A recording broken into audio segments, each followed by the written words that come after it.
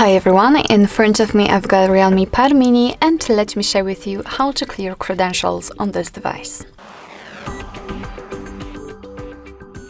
So first of all we have to enter the settings and then let's scroll down to find security.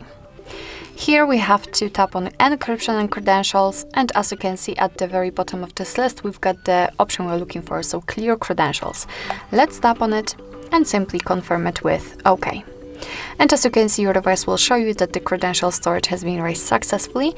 Be aware that if you've got any kind of screen lock currently set, your device will ask you to enter it in order to confirm the whole step.